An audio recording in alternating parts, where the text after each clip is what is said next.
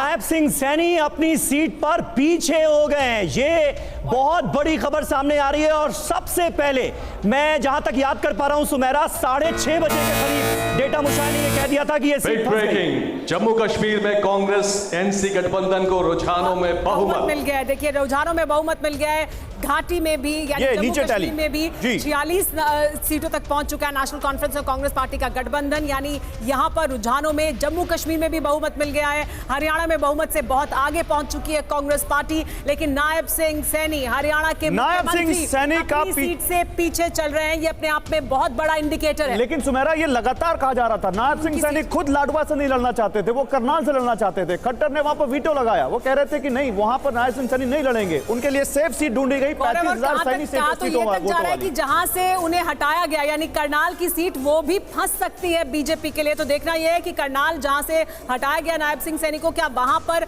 कुछ तस्वीर बदलेगी। बिल्कुल, राजगोपालन जी भी हमारे साथ मौजूद हैं। राजगोपालन जी, किस तरह से आप देखते हैं जम्मू कश्मीर में ये क्लियर मैंडेट नेशनल कॉन्फ्रेंस और कांग्रेस गठबंधन के लिए, इसे कैसे देखा जाए? पहले भविष्यवाणी सुन लेते हैं। बिग ब्रेकिंग, हरियाणा के अंबाला कैंट से अनिल विज पीछे, लाडवा से सीएम सैनी पीछे, लाडवा से सीएम सैनी पीछे, अंबाला कैंट से अनिल विज पीछे। बीजेपी के लिए यह बड़ा झटका हरियाणा में। राजगोपालन जी, कैसे देखेंगे जम्मू कश्मीर में कांग्रेस एनसी गठबंधन 47 सीटों पर आगे, आर्टिकल 370 हटाए जाने के बाद चुनाव हुए, जम्मू कश्मीर की फिजा बदली, इन सारी बातों का असर नहीं पड़ा क्या? बीजेपी के फेवर में नहीं गया? लेकिन मुझे लगता है भैया फारूक अब्दुल्ला साहब, ओमर अब्दुल्ला साहब को दबदबाव है अभी। You can not ignore that. Second thing, BJP का इतना हार नहीं है, आप वेट एंड सी। जनता जनार्दन है, आने वाले दिन में ये रुझान है। ओनली पोस्टल बैलेट है, रियल बैलेट में आप देखिएगा मुझे लगता है ये चीज स्थापित नहीं होगा। सर अब तो 9 बजने वाले हैं, अब पोस्टल बैलेट मुझे लगता है खत्म हो गए। 10:30-11 बजे का पहले कुछ रुझान आने का तो आप क्या सोच रहे हैं, कितना बदल जाएगा? क्या सोच रहे हैं राजगोपालन जी, क्या बिल्कुल पलट जाएगा? पलटने की बात नहीं है, लेकिन ये रुझान स्टेबलाइज हो जाएगी आने वाले दिन में। इसका जयशंकर जी आपकी बात पे मुस्कुरा रहे हैं। जयशंकर जी, नहीं देखिए, हमने कहा था कि अगर नायब सिंह सैनी लाडवा की अपनी सीट बचा लेते हैं तो बहुत बड़ी बात होगी, और वो बात साबित होती जा रही है। वो खुद चुनाव हार रहे हैं। लेकिन अगर सीएम कैंडिडेट हार जाता है तो फिर क्या ये माने रामकृपाल जी कि बीजेपी जो खट्टर को बदल कर लाए थे कि एंटी इनकम्बेंसी फेस इनके फेस पर हो जाएगी, नया लेकर आए, वो रणनीति बिल्कुल नाकामयाब रही उनकी। देखिए, हरियाणा और जम्मू कश्मीर के जो अभी तक रुझान आ रहे हैं, मैं आगे क्या होगा नहीं कहता। एक बात बहुत क्लियर है कि भारत की जनता, ये जो मैसेज चला था लोकसभा चुनावों से कि कांग्रेस को एक राष्ट्रीय पार्टी के खिलाफ कांग्रेस को एक विकल्प मानने के लिए तैयार हो गई है। दोनों राज्यों का अगर आप देखें मैसेज जो है बहुत क्लियर है। और ये जीत 65 मैं कांग्रेस, देखिए ये जीत कांग्रेस की बहुत बड़ी जीत है।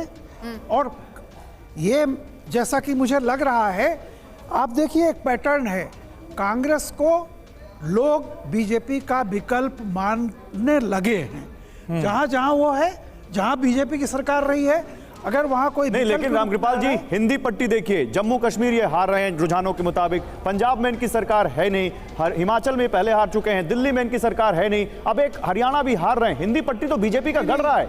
आप यूं देखिए ना कि पहले क्या था कि आप पार्टी दिल्ली में भी कांग्रेस को खा गई और पंजाब में भी जी। अब आप ये देखिए कि पैटर्न उलट रहा है। यानी दिल्ली, आप हरियाणा में कांग्रेस आ रही है और आप पार्टी बिल्कुल जीरो है। तो एक चीज ये है कि राष्ट्रीय पार्टियां मजबूत हो रही हैं। राष्ट्रीय पार्टियां मजबूत हो रही हैं बशीर साहब, लेकिन जम्मू कश्मीर का जहां तक सवाल है, क्या आपको लग रहा है ये जम्मू में भी जो प्रत्याशित सफलता जिसकी उम्मीद कर रही थी भारतीय जनता पार्टी, उसका ना मिलना, ये क्या बता रहा है? क्या फैक्टर्स हैं जो बीजेपी के अगेंस्ट काम कर रहे हैं जम्मू में? इसके 2 कारण हैं। एक कारण ये है कि post abrogation of article 370 Jammu का जो बिजनेस कम्युनिटी है जी, वो बहुत ज़्यादा सफ़र कर चुका है, क्योंकि उनकी मोनोपोली जो है बिजनेस पे वो ख़त्म हो चुकी है। बाहर से, पंजाब से लोग आए जो बिजनेस कर रहे हैं, जो लैंड ले रहे हैं, जम्मू सुकड़ रहा है। अर्बन जम्मू सिकुड़ रहा है, उनकी जो डेमोग्राफी है वो कम हो रही है, नंबर 1। नंबर 2, जहाँ तक एम्प्लॉयमेंट का ताल्लुक है, अनएम्प्लॉयमेंट आसमान छू रहा है, और जो भी अवसर मिल रहे हैं उसमें जो जम्मू से बाहर के लोग हैं वो भी इक्वली उसमें पार्टनर बन रहे हैं। इसलिए एब्रोगेशन का सबसे ज्यादा प्रभावित अगर कोई कम्युनिटी हुई है वो जम्मू की बिजनेस, ये बेरोजगारी और नशे का बढ़ता प्रभाव, ये 2 बड़े मुद्दे माने जा रहे थे। इन दोनों मुद्दों ने असर डाला है यानी नशा तीसरा मुद्दा था सर। हाँ। 2 मुद्दे बिजनेस का है, सर्वाइवल का है, बिजनेस कम्युनिटी का, पहला अनएम्प्लॉयमेंट का है, और तीसरा नशा है। ये तीनों मुद्दे बीजेपी के ऊपर भारी पड़ गए। रामकृपाल जी, हरियाणा में बीजेपी पर कौन से मुद्दे आपको लगता है कि भारी पड़े? बीजेपी के लिए क्या हुआ है? ये डबल एंटी इनकम्बेंसी है, क्या है ये?